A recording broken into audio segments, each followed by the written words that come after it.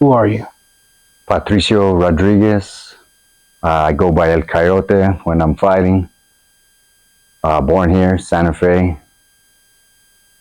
Just normal dude, bro. Just started chasing the dream about 26 years old and sticking it out. Okay. Yeah, I'm not buying that, man. Your tattoos and everything. You look like an interesting. You're not just a normal guy. I know you got. I know you got some background. You got some stories to tell. Yeah, like I said, I was born and raised here in Santa Fe. My first thing that I got going as an adrenaline junkie is I was riding bulls young, from about 15 to 18 years old. Then I started racing motocross. Did that for a little while. Took a few injuries. And then kind of went into a dark place in my early 20s till about 26, 27. That's about the time I found jiu-jitsu and got choked out by a 15-year-old kid and decided, you know what, I really like this sport. I wrestled since the 3rd grade all the way to the 10th grade. So yeah, just kind of always embraced the grind. I really like wrestling, so jiu-jitsu seemed kind of a natural choice. Plus, it was a good way to get me out of trouble. I wasn't doing too good in life.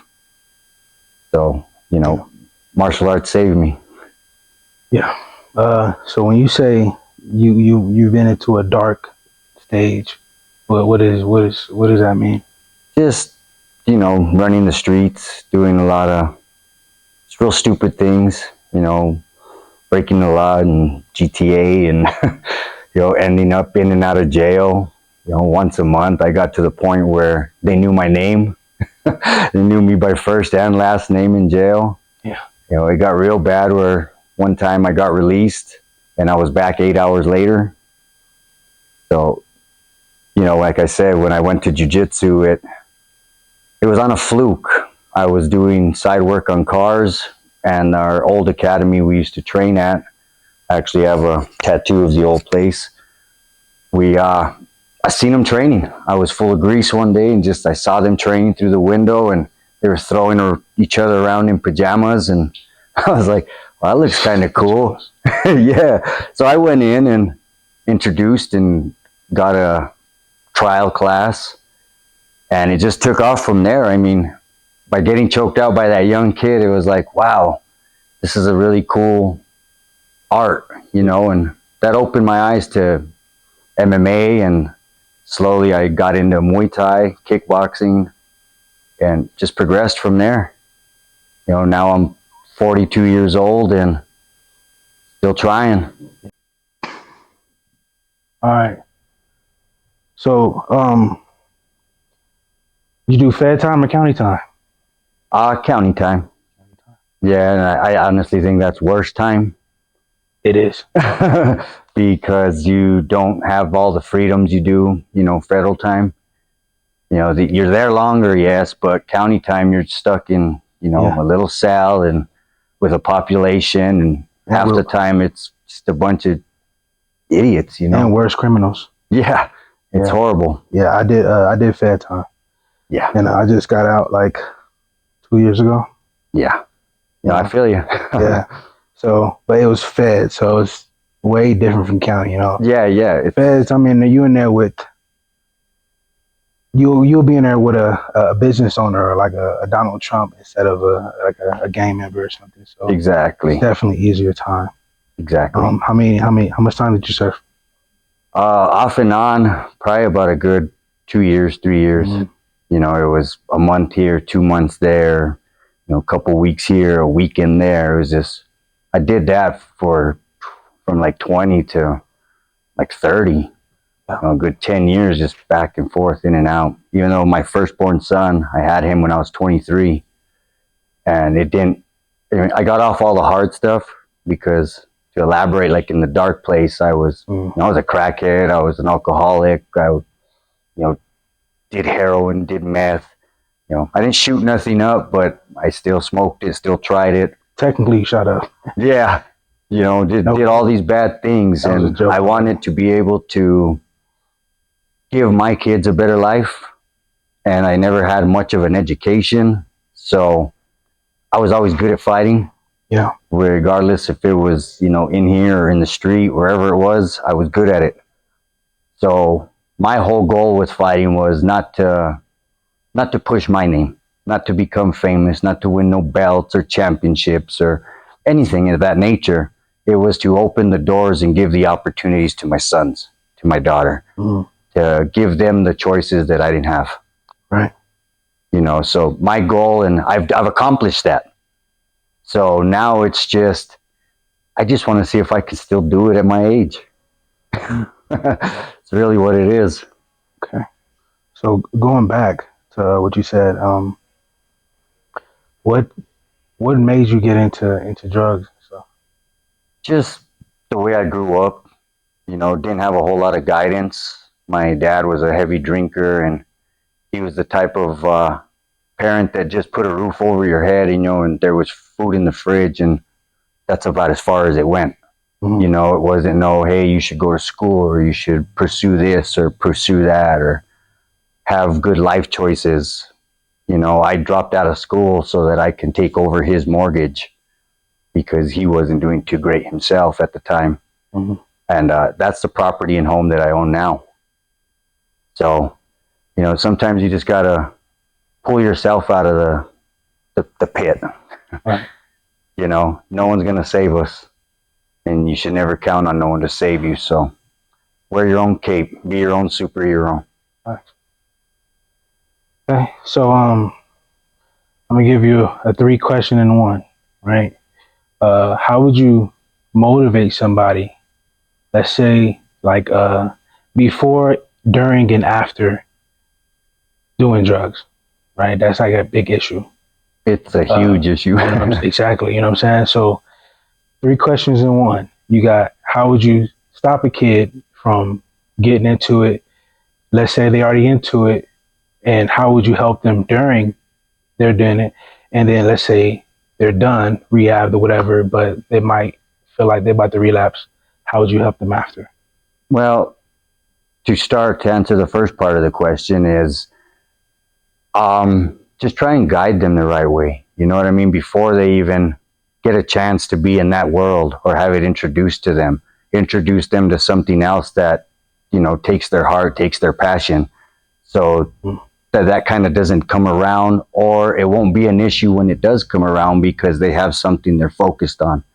I was a elementary school wrestling coach for a long time, 8 years, right? And that was a great way to keep kids to get their foot in the door of martial arts. A lot of kids like wrestling, they watch WWE, whatever, and it gets them into it. So if you can get them into something positive before the negative, I think that's a big help.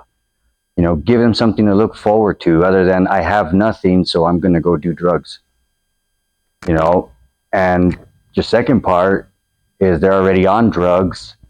The only way you can quit, I was on drugs, and I know this for a fact, is if you want to quit.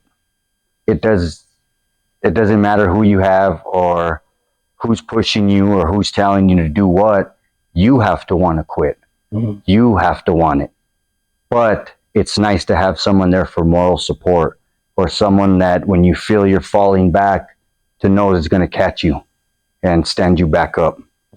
Right? And even if they're on the drugs, just be there. Just be there for them. Literally, it's as simple as that, is having someone there. I know that's all I ever wanted when I was on drugs and in the mix, deep in the shit, is I just wanted someone to be there. And to answer your third part is if they feel like they're going to relapse, it's kind of the same tail end of the second part, is be there for them. Be there for them. Get them into something, fitness, right? It's a nice way to throw the first part back in. Get them into fitness, get them into martial arts, get them into bike riding or go shooting or cars or whatever floats their boat. Get them into that and keep their mind distracted. Because idle hands are the devil's playground. Right. Right? And those are the times when you want to relapse the most. I've been almost 20 years now clean of hard drugs, and I'm 4 years now clean of alcohol. And I did it all on my own, not with rehab, not with trying to find someone. Well, that's some BS. I did it with martial arts, right? This saved me. These people saved me, Right. right? These are the people I count on when I need it. Thursday is my favorite day. I won't miss a Thursday. It's sparring day. I don't care if I feel like crap and I get beat up the entire class. This is therapy. This keeps me still on the straight and narrow.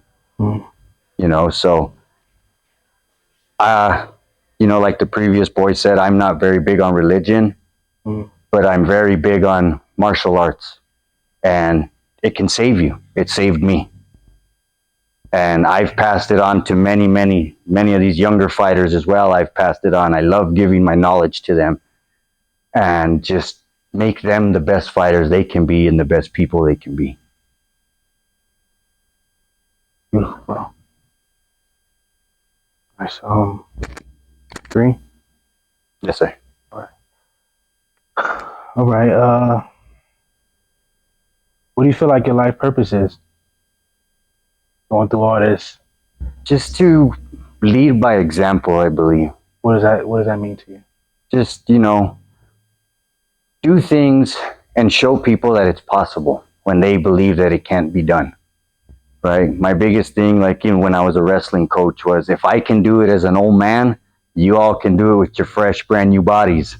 Facts. So I lead by example. Like I just told you, I'm 42 years old. You saw this evening, I don't sit around out. You don't? I don't take a break. I thought about that too. Right? I go the entire time, because if I can do it, they can do it. Right? Lead by example. So I think my purpose is to be here and show people that it can be done. No matter how broken you are or how much you've gone down.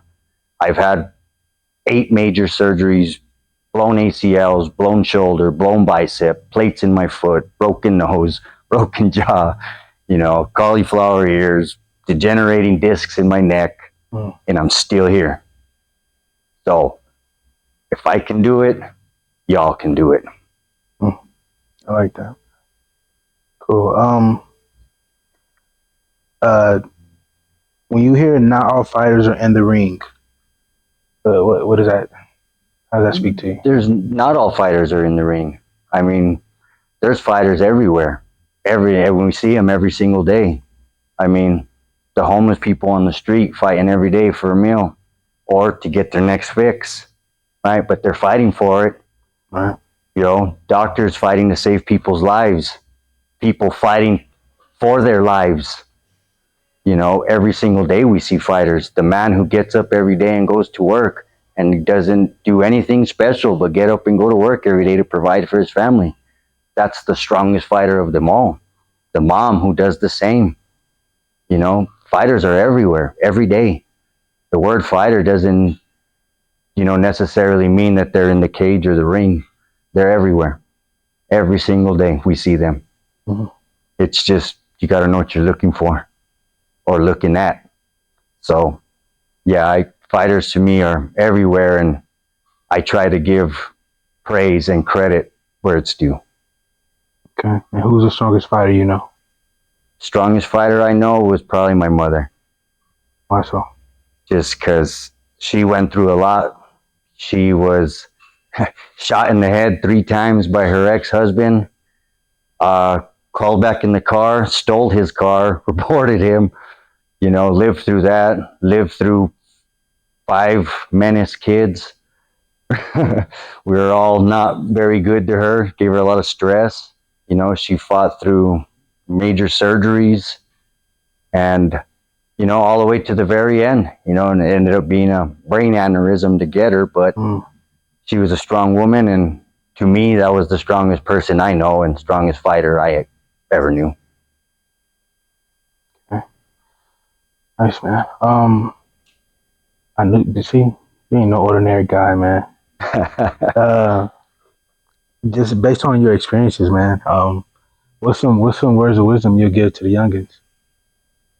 Keep your head up. I mean, times are hard right now, and they're not looking like they're going to get any easier. So have a goal, focus on that goal, work with it and for it with intention and purpose, and always understand that no matter what you want in life, the only way you're going to get it is through hard work that you put up, not someone else. And the key to it all is consistency. You're not gonna get the gold on day one, right? Or day two, probably 10 years down the road. But if you stop and you stop chasing your goal, you'll never get anything in life. So consistency is key. Keep your head up and set goals. You got any shout outs? Instagram, family? Just to the gym, to my family, to my boys, my daughter, you know, all these guys that keep me strong, keep me looking good as an old man. Because without them, I wouldn't be who I am.